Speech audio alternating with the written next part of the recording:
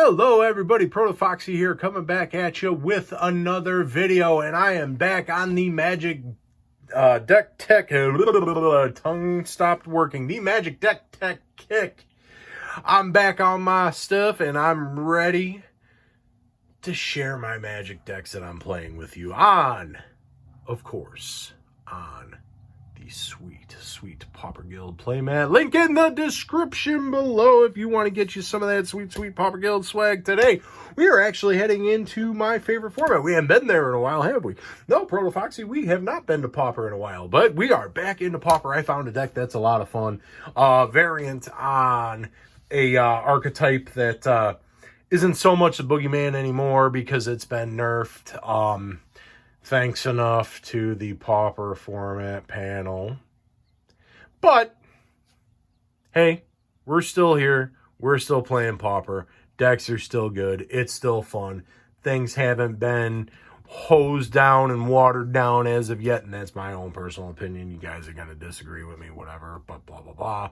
Anyway, I got a Pauper deck for you. This one's a lot of fun. This is Mardu Affinity.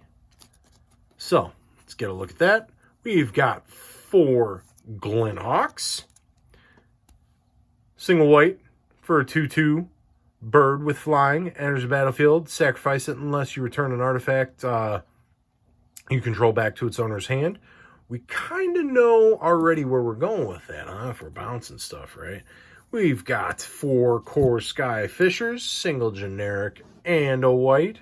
For a 2/3 flying core soldier. When it enters battlefield, return a permanent you control to its owner's hand. More bouncy. Alright, we've got 2 Kirk Clan Shamans. Single red for a 1/1 Goblin Shaman. Sacrifice an artifact. Kirk Clan Shaman deals 1 damage each creature without flying. Boom. Got that there. Oh, we know. Robo Frog. We know what Robo Frog does. Let's just get a look at Robo Frog. Take a look at Robo Frog. He's a good frog. We got 2 of those. Bam. We've got Former Enforcer. The big payoffs for always playing Affinity and Pauper. 7 generic, obviously on rate for a 4/4 is bad, but it has Affinity for artifacts. If you don't know what Affinity for artifacts is at this point, get out of here! Get out of here! I kid. But we know what Affinity does. Boom, that's a creature package of this deck. Pretty simple, but we also see that, we got some bouncy going on with those creatures there. That comes into play in a second. And you're wondering why we're bouncing our own stuff. Why would we want to bounce our own stuff, ProtoFoxy? We always want to bounce our own stuff if we can, in fact, get value out of it. And here we go. Artifact time. 4 Chromatic Sphere. We know what Chromatic Sphere does. Single generic for an artifact. 1 and tapped. Sack it. Adds color, 1 mana. Any color. When it's put into the graveyard, draw a card. From the battlefield, draw a card. Boom. We have 4 Ichor Wellsprings. Now, 2 generic for an artifact. When it enters the battlefield or is put into the graveyard from the battlefield, we get to draw a card. There's our value. Bounce that with Glenhawk, Core Skyfisher, all that good stuff. Boom, we're just drawing and drawing. It's a drawing engine. Blood Fountain. Single black for an artifact. When it enters the battlefield, you create a blood token. Blood token's an artifact with single generic, tap, discard a card, sacrifice this artifact, draw a card. A lot of stuff going on there. And then 3 generic and a black, tap, sack. Return 2 target creature cards from your graveyard to your hand. That's pretty good. I was not hot on Blood Fountain because there's some Grixis builds, your traditional Affinity decks. And I wasn't, that was running that. I'm not hot. I wasn't hot on that card. I'm kind of warming up to it now. I'm still like, I mean, we got 2 of them in here, so it's not like a big investment, but yeah, just now this one here, we've got 2 experimental synthesizers. This is kind of getting all over the format now. It's single red for an artifact. When it enters or leaves the battlefield, exile the top card of your library until end of turn. You can play that card. So you got kind of like that impulse play there. 2 generic and a red, and you sacrifice it. Create a 2/2 white samurai creature token with vigilance. Activate only as a sorcerer. You're not really ever doing that, especially not in this deck. You're bouncing this bad boy, and you know, you're getting value off of the top of your library. So you got 2 of those. Yeah, again, experimental synthesizers doing some work on the format right now. We've got 4 Deadly Dispute, currently on rate right now to be one of the more expensive cards in Pauper. I think this is like $4 right now. It's ridiculous. But single generic and a black for an instant. Additional cost, sack you sack an artifact or a creature, draw 2 cards, create a treasure. That's why it's so expensive. That's why it's so good. There's calls for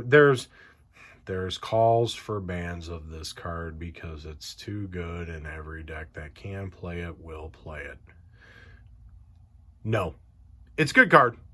Doesn't need to be banned. No, we don't need to hose this format down into being some boring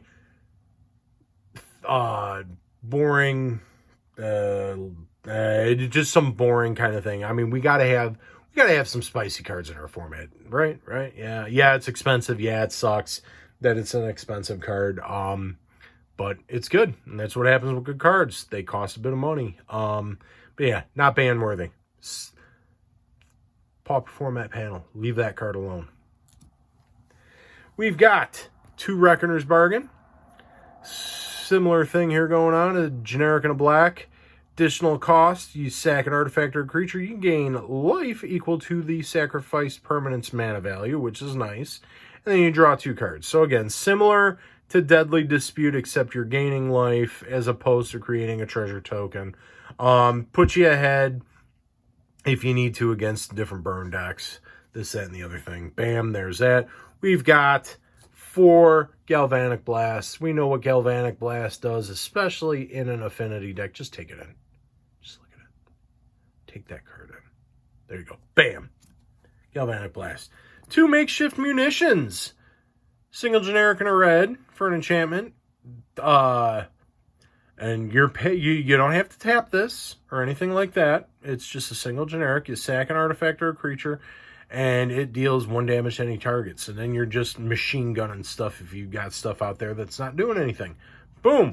That is our spell package of the deck. So let's gather all this stuff up again. Affinity, doing affinity things. And this spell package is actually really, really good. I'm not even going to lie.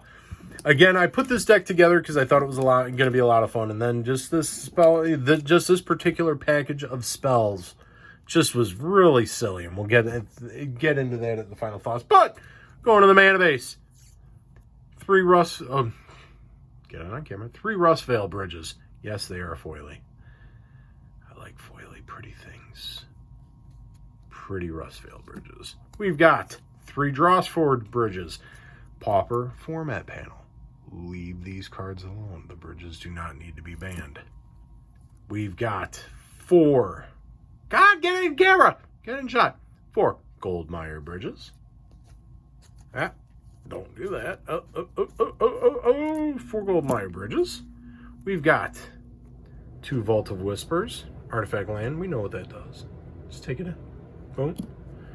We've got 3 Ancient Dens. Know what that one does. Boom. We've got 4 Great Furnaces. We know what that one does. Bam. And then we've got a single basic swamp, and this is from the Kamigawa. I'm gonna brag a bit. Sorry guys, I'm a brag. I'm so happy I cracked that. That's such a cool look. That's cool artwork. I love that. Anyway, that's the mana base of Mardu Affinity. As we gather all the cards here, clean up my mess, get the deck back into shot, and we'll get some final thoughts. Boom! Mardu Affinity. Come into focus, Mr. Glenhawk Idol there. This deck, I saw the build, and I was on the fence, but I had a lot of the stuff. I was just like, yeah, I'll just build it, put it together, pick up what I don't have, and was shocked. This deck, it's not as explosive as, you know, your typical affinity decks, which are just straight up aggro decks, where you're, you know, you have your explosive starts right out the gate like Grixis and Rakdos and stuff like that. No, this deck is meant for a bit of a longer game. It's more mid-rangey deck. Definitely grinds out a lot of value. And that's the point of this deck. You're playing the long game with this one. Here, you're grinding out your opponent. You're grinding out your opponents, just outvaluing them with everything you're doing. And then the Glint Hawks and the Core Skyfishers bouncing Ichor Wellsprings and stuff like that just to keep the cards coming. It's fun. It's a lot of fun. I haven't had a mid-range deck excite me as much as this one has in a long time. I think probably the last time a mid-range deck excited me so much was when I finally was able to put together the Rock and Modern. But this one here, it's super good. It's a lot of fun. Very inexpensive to put together aside from Deadly Disputes. But I'm sure, you know, if you really want your Deadly Disputes, you probably already got them. If you don't, you can trade for them and figure all that good stuff out. All that being said, there it is. You like the deck, put it together, give it a whirl. I recommend this deck. It's actually a lot of fun, and I was super surprised how well it played. Just outvalues your opponents. And just to see the look on your opponent's face across the table as you're bouncing Ichor Wellsprings and experimental synthesizers and just making things happen. And they just give you this look like, are you done yet? Because I got that look a lot when I was playing this deck. Anyway, that's that. If you liked the video, give it a like. If you did, choose to subscribe my way. I'd greatly appreciate it. Link in the description below for your sweet, sweet Pauper Guild swag. All that being said, I'm going to leave you with this. Wash your hands, wear your masks if you choose to protect your fellow human beings. Be kind to those said human beings, and I will see you in the next video.